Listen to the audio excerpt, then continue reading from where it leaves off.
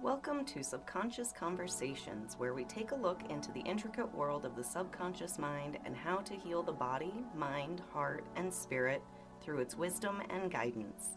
Hello, everyone. Thanks for joining me today. I'm Brielle, and I'm the soul practitioner at Springseed Wellness, where I practice the energy medicine techniques of Soul Survey, which I created myself, as well as Emotion Code, Body Code, and Belief Code, which were created by Dr. Bradley Nelson. In today's episode, I'm going to be talking about emotional triggers. Admittedly, I have many of them, and I've always found it a little frustrating how little understanding people have about the different triggers that get to different people. In fact, most people think of emotional triggers as someone getting offended at something someone says, but it goes way beyond that. There are emotional triggers based on past traumas, current fears, or anything that the subconscious mind has a positive or negative association with based on past events, past emotions, or past circumstances. There are both triggers that happen from the conscious mind remembering an event or a somatic response where the body remembers an event that the conscious mind doesn't. For example, sometimes your body remembers the anniversary of a traumatic event even though you don't consciously remember. So you can feel your body and your emotions responding to something, but you can't really place exactly what it is. But it's not just with anniversaries of trauma, it can be any negative association the mind has connected to different stressors in your life. So it can happen if your body remembers the social and or environmental circumstances to a particular stressor or trauma, and then the next time you're in similar conditions, your body will react even if your conscious mind doesn't remember the connection to that past event. And I already got into that in episode 8 where I talked about anxiety. But the main point I'm trying to get at is that triggers aren't just anniversaries or memories or regrets, and it's certainly not just the things that people say that offend us for whatever reason. There are so many different things that can trigger someone that most people don't even think about. And I'm not saying we should all walk around on eggshells around each other and coddle the emotions of one another, but I am trying to encourage a little bit more awareness and a little bit more compassion for one another because truly you never know what someone else is going through.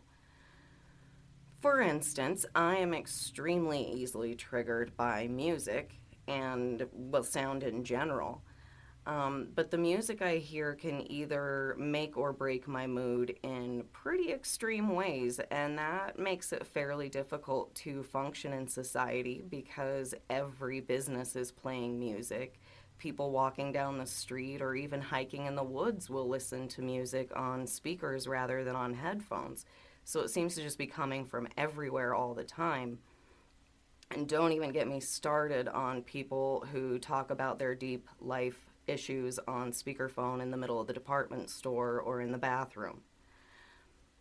But I digress. Music can also lift me out of a bad mood quicker than just about anything else. So while I might cringe at the music playing around me, I totally get it at the same time. It's just a matter of what kind of music I'm hearing and how much I allow it to affect me. But try hard as I might to tune something out, you really never know when I'll just start crying or get really annoyed and have to make a quick exit, which is pretty embarrassing. Or conversely, you never know if I will just inappropriately start dancing when someone else is dealing with something very difficult just because I hear a song I like in the background, which I actually think that's a coping mechanism, and I just explain myself to that person and apologize, but it's still embarrassing. Luckily, I have come a long way to getting much better at not letting it get to me too much, and I largely thank Belief Code for that progress. And I largely thank Body Code for helping me make a lot of progress towards not being as auditorily overwhelmed as easily in loud spaces. So it's really nice to be noticing those changes and being able to handle social situations better. I'm having a difficult time speaking today. I apologize about that. Um, but I'm also very easily affected by smell. You know, smell is one of the quickest ways to induce a memory, good or bad. But I'm not only affected by smell emotionally, I'm affected physically. I have a physical reaction to different chemicals in different scents to the point where I almost feel like I'm suffocating sometimes. And some smells, even ones that most people find really pleasant, can make me gag and almost throw up. Conversely, there are smells that most people don't enjoy at all that I actually really like. But being so sensitive to smell also makes it really difficult to function in a world where so many people are wearing so many perfumes all the time. And again, even people going out for a run or a hike in the woods feel like they've got to slather on the chemical scents. So it seems like I just can't get away from it anywhere. And don't even get me started on the spray on sunblock or the automatic bathroom scent sprayers. That's like an involuntary chemical shower. No, thank you. Yet, there are certain smells and scents that bring me so much peace and joy when I'm feeling down. So at the same time, I totally get it. But again, through my healing work, I've found that I react much less severely as I used to with different smells. And the same thing goes for touch. There are certain textures or consistencies that can trigger me. The strangest things can get to me. And I know it has its origin in some trauma that I'm not consciously remembering. But I also know that I will get to the bottom of it and heal that. And the tactile things aren't as big of an issue for me, so it's not something I focus on all too much. But either way, it's nice to have some improvement there. I think the biggest triggers for me, though, are the triggers that hardest for me to understand and other people to understand, and that's the energetic triggers. The way someone projects themselves can really trigger me in so many ways. And most people don't even realize how much we say with our energy. And I went a long time in my life being very affected by energy and not even realizing what was going on. And I suspect that many other people probably go through the same thing. But when I'm around certain types of energy, I feel really uncomfortable and uneasy.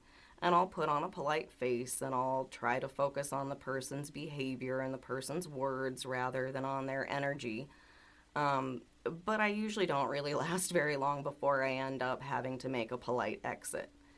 And the scary thing for me in these instances is the fact that my face says a lot more about my true feelings than I realize. So even though I'm trying to be polite, those people probably see every single emotion I'm feeling all over my face. And that makes me nervous because I'm not saying these people are bad people by any means. I mean, some of them are for sure. But I'll react that way to people who are very lovely people as well. And I don't know how to explain it except for that in that moment, there's something about their energy that's reacting unfavorably with mine. And there just isn't the right kind of resonance there, and I can feel it. But it could just be that they're having a bad day, or maybe they're working through some things, or maybe they're suffering silently about something and they just need someone to be there for them. Or maybe it's me. Maybe I'm working through something, and maybe their positive energy is just too different from my vibration at that time. But either way, I've learned that this trigger can either be a curse or a blessing, depending on how I react. Depending on how open and calm I can remain while I suss out whether it's someone in pain who needs help or whether it's someone who wants to inflict pain that I need to keep away from, or whether it's just someone who's in a much better emotional place than me at that moment. And the better I can determine that, the better my reaction and my response will be. And these modalities have really, really helped me hone those energy skills. And the more I understand how energy affects me, the less likely I am to have a negative reaction when I feel those changes. And the better person I will be, because the more I can accurately determine what the situation might be, the less likely I will be to run away from someone who's in pain and needing help, and the more likely I'll be to offer help to someone in need. And that's exactly my point. Whatever the triggers are, whether they're something that you hear or smell or feel or experience or remember, or if it's just some mysterious association, it all comes down to trauma. And if we can clear out that trauma and heal those wounds and have a deeper understanding of ourselves, the less likely we will be to get emotionally triggered by day to day life. And the less we're in emotional distress, the more we will be open to observing one another with compassion. And the more we approach each other with compassion, the more we'll help each other. And the more we help each other, the more we will heal one another. And the world becomes a better place to live. And believe me, I know how hard it can be. Some of those wounds are so deep it seems like they can never be healed. And some of those pains are so intense it can seem impossible to face. But I promise you, it is possible. Gentle baby steps might need to be taken instead of immediately cutting off the cast.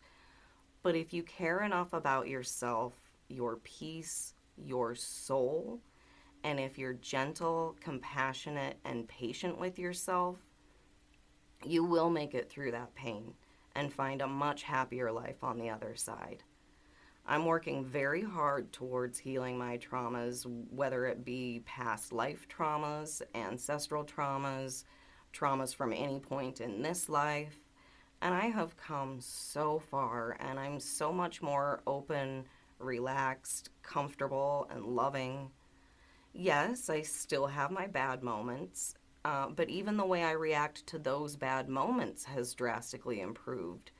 For instance, I was just emotionally triggered this past weekend, and instead of just getting angry and short tempered, I quickly started self reflecting and I realized what I was feeling and where it was coming from. And I just explained to those around me, hey, I'm sorry. I'm feeling really cranky because I'm feeling emotionally raw because of my own internal issues, and the lack of sleep is making me more easily triggered, and I apologize for my demeanor. And it feels so good to A, be that aware of myself, and B, be able to communicate that with the others around me rather than just getting inexplicably cranky to the people I care most about. Because if I weren't able to discuss that, they might just think that I'm angry at them for some reason. Or maybe they just won't want to be around me because I'm cranky. But when I can communicate clearly with them, the better we all feel, and the sooner I start to work through whatever issue that is. And the more we can understand and clearly communicate what's going on inside of us, the quicker we can heal the things causing the issues. And when you understand your emotions and the various things that affect your emotions, you have much more compassion and understanding of yourself and others, and it speeds up the healing progress. And when you talk about your feelings openly, the more compassion, support, and understanding you get from others, which amplifies the progress. And I am so grateful to be on this journey of healing. It may be a long one, and it may be extremely difficult to get through at times, but I can't think of any more important task to take on. I think we all owe it to our souls to heal past the traumas so that we can live happier lives and be better people to one another and, most importantly, to ourselves. The more our souls grow, the happier we are and the better our lives will be. In fact, I have recently taken another big step forward in my healing journey, and I really hope you join me for next episode because I will be talking about that new and exciting news. So, see you then. If you would like to set up a session with me to experience this work for yourself, please go to springseedwellness.com. If you would like to find a practitioner in your local area, please go to discoverhealing.com. And please always feel free to reach out with any questions or specific topics you would like me to address. See you next episode.